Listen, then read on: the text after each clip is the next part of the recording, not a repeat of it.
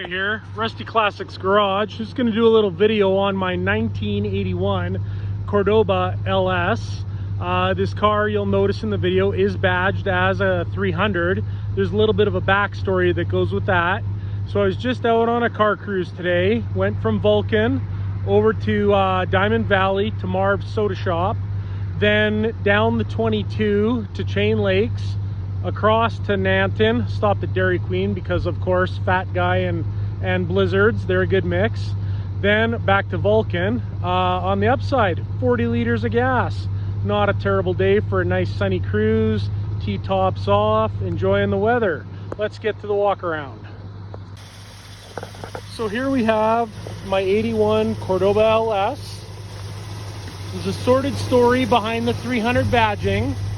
I guess the fella I bought it from bought the car back in '84 from the original owner, and when he bought it, this is how the car was badged. So anyways, I've run the build sheet, I've run all the stuff, and the car is registered as a Cordoba LS, so there was no secret or mystery when I bought the car. I hoped there was going to be some cool backstory, like maybe, you know, the original owner went into the dealership, asked the dealership for a Chrysler 300, they didn't have one, so, you know, being as the 79 parts were still probably hanging around, they went into the parts bin, grabbed all the 300 badging and decaling, and decided to stick it on the car for them, and said, here you go, here's your Chrysler 300.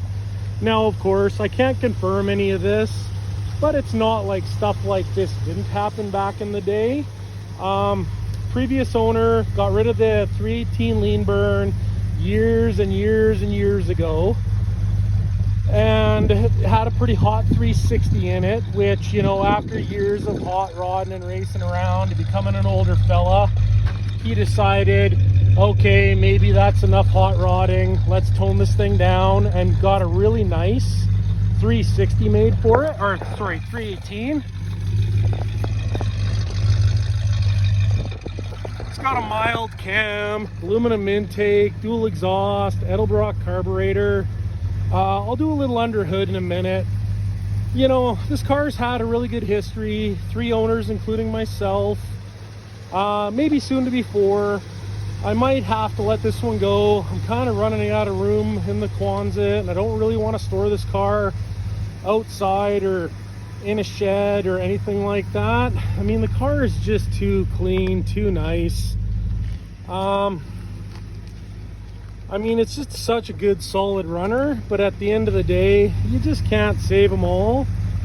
So yeah, if this car ends up for sale, you'll have this video walk around to give you an idea what you're looking at.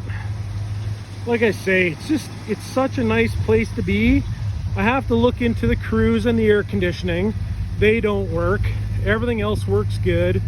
I've got 2 sets of T-tops for it. The ones that are, you know, that I use on it, plus a spare set. It's just a really nice little car. Little in-car view of the dash here. Now it says 93,000 kilometers. I guarantee that's wrong. It's been around at least once. It of course does have an aftermarket radio in it, but I don't know, that doesn't bother me, and it's pretty vintage considering the date of the car. There's no cracks on the dash, the glass is excellent, you know, the door panels are in good shape. This car is by no means perfect, but it's certainly a nice place to spend the day, and look at that view, that's hard to beat. Got a little under hood of this thing running.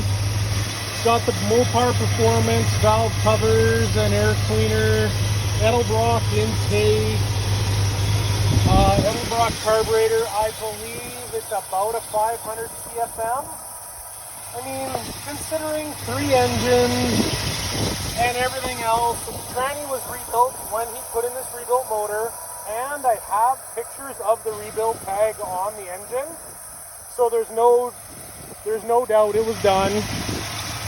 This is a 2 build tag car, so lots of options, a lot of the stickers are still intact.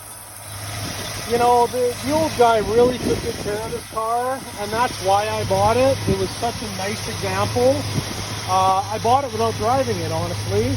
And now I've had the summer to enjoy it and that. And, you know, like I say, I think I had more space in mind.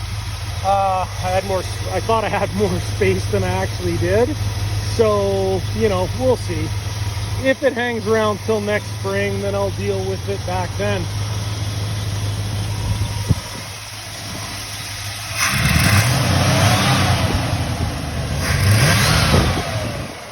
Maybe time to do an accelerator pump in that carburetor. She's a little boggy, but not too bad. Let's see if we can hear the exhaust.